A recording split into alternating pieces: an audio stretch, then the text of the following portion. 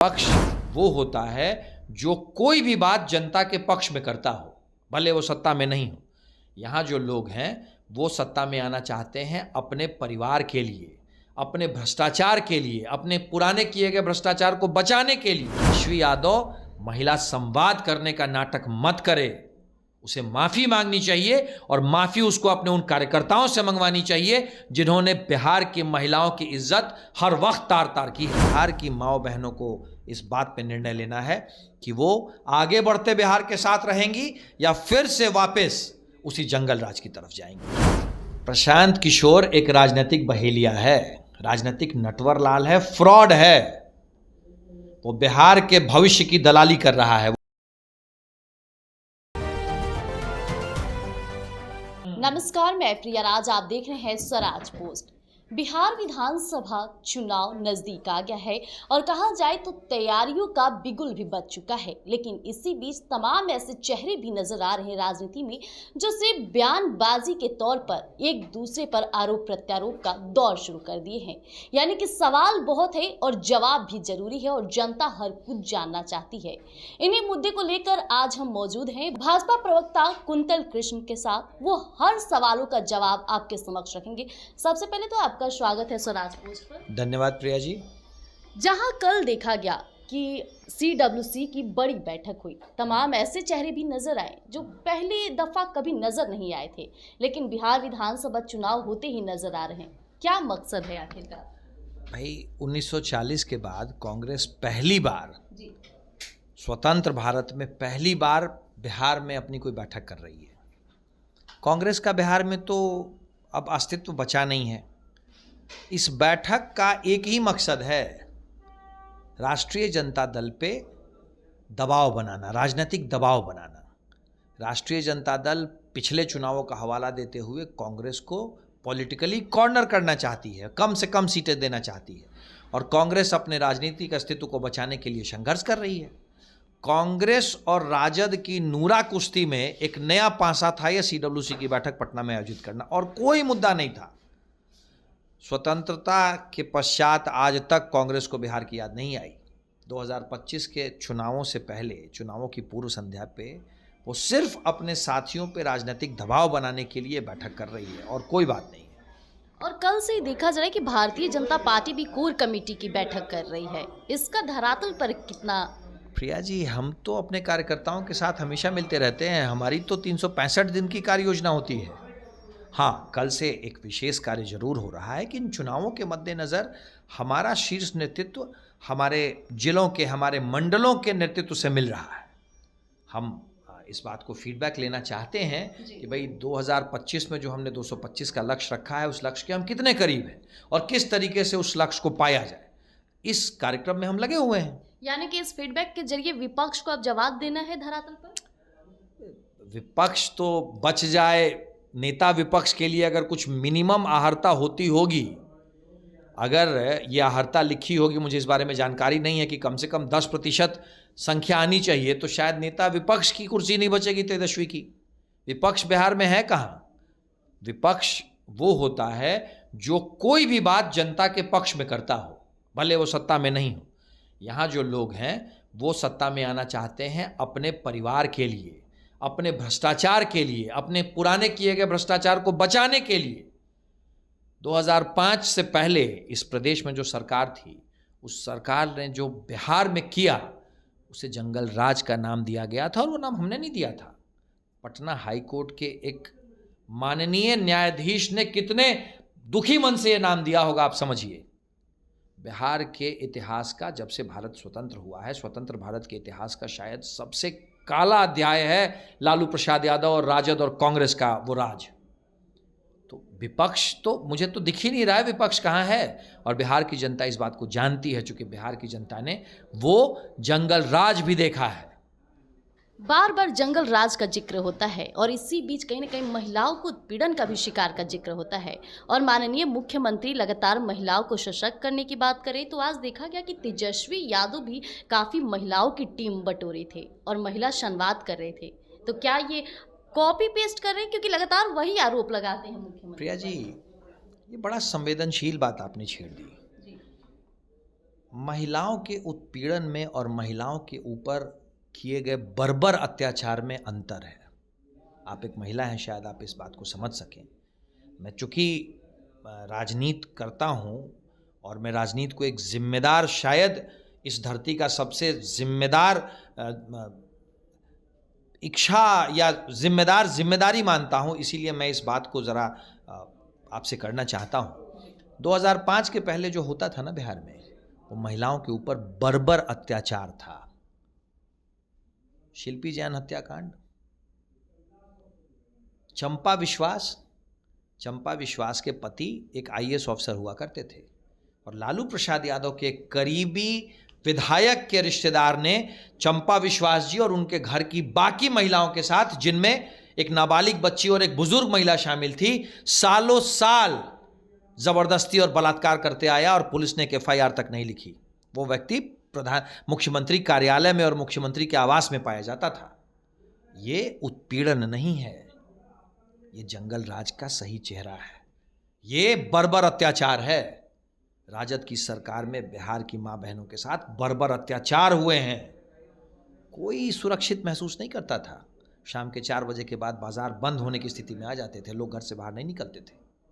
उत्पीड़न और बर्बर अत्याचार में अंतर होता है और एक महिला होने के नाते शायद आप मुझसे बेहतर ये बात समझ पाएंगी। तो फिर आज की जो महिला संवाद ये कर रही है, यानी कि ये साफ तौर पे दिखावटी है। क्या महिलाओं से तो इनको हाथ जोड़ के माफी मांगनी चाहिए। बिहार की माताओं बहनों से संवाद की शुरुआत इन्हें करनी चाहिए माफीनामे के साथ। और क्या माफी मांगेंगे? 3 दिन पहले की घटना है, इनकी सभा में तेजस्वी यादव के मौजूद रहते हुए इस देश के प्रधानमंत्री की स्वर्गवासी माताजी को गाली दी गई और यह व्यक्ति चुप रहा। आज के दिन में जब ये सत्ता में नहीं है, तब तो इनके गुंडों की इतनी हिम्मत है कि इस देश के प्रधानमंत्री की स्वर्गवासी मां के विषय में अपशब्द कह दें। जब ये सत्ता में आ जाएंगे तब क्या करेंगे ये गुंडे? बिहार अब फिर से उस बर्बर काल में वापस नहीं जा सकता है, नहीं जाने देंगे हम। तेजस्वी यादव महिला संवाद करने का नाटक मत करे, उसे माफी मांगनी चाहिए और माफी उसको अपने उन कार्यकर्ताओं से मंगवानी चाहिए जिन्होंने बिहार की महिलाओं की इज्जत हर वक्त तार तार की है।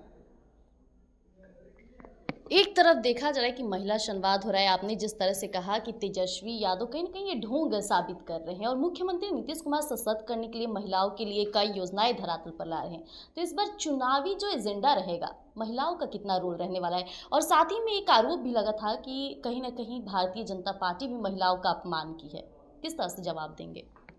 देखिए, तो बिहार की महिलाओं के लिए बिल्कुल साफ प्रश्न है, बिल्कुल स्पष्ट प्रश्न है। 2 विकल्प हैं, या तो वही 2005 के पहले वाला जंगल राज, जहाँ पे बेटियाँ, जहाँ पे हमारी बहनें, हमारी माताएं घर से बाहर निकलती थीं तो भगवान का नाम लेकर निकलती थी कि सुरक्षित घर वापस आ जाएं। या तो वो जंगल राज विकल्प है, या दूसरा विकल्प है हमारी बेटियाँ साइकिल पे स्कूल जाते हुए, चाहे वो सुबह के 7 बजे हों या शाम के 7 बज रहे हों, स्कूल से घर वापस आते हुए। या तो एक विकल्प है कि आप घर से निकले और आप जो पहन के गई हैं, जो बैग लेके गई हैं, उसके समेत आपका कान मत काट लिया जाए। और दूसरा विकल्प है कि आप अपने परिवार के साथ रात के 12 बजे मरीन ड्राइव पे जाकर के आराम से मौज मस्ती करें, परिवार के साथ अपना पारिवारिक क्षण गुजारें। एक तरफ महिलाओं की वो स्थिति थी जब महिलाएं घर से बाहर नहीं निकलती थी, महिलाओं के हाथ में कुछ नहीं होता था क्योंकि उनके घर के लोग बेरोजगार थे। और दूसरी तरफ हमारी 1 करोड़ महिलाओं को साथ लेके बनाए गए या ये जीविका दीदी का कंसेप्ट है। आपके पास विकल्प साफ है। एक तरफ उन बर्बर अत्याचारों को देने वाली सरकार है, वो बर्बर अत्याचार हैं, और दूसरी तरफ विकसित होता हुआ बिहार है जहां हर माँ बहन की इज्जत है, हर तरीके से उनका सशक्तिकरण है, चाहे वो आर्थिक हो, सामाजिक हो या राजनीतिक हो। विकल्प साफ है। बिहार की माँ बहनों को इस बात पे निर्णय लेना है कि वो आगे बढ़ते बिहार के साथ रहेंगी या फिर से वापस उसी जंगल राज की तरफ जाएंगी।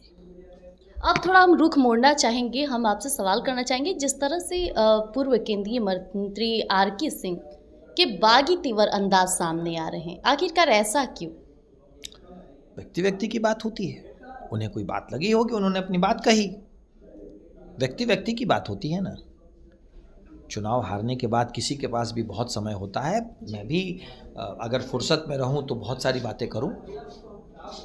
आज के दिन में उनके जो अपने विचार हैं वो उन्होंने अपने विचार रखे, उनके व्यक्तिगत विचार हैं, ठीक है भाई। डेमोक्रेसी में हर व्यक्ति को अभिव्यक्ति की आज़ादी है। आर.के. सिंह जी को भी जो समझ में आया उन्होंने कह दिया, कोई बात नहीं। अब वो सही है या गलत है ये तो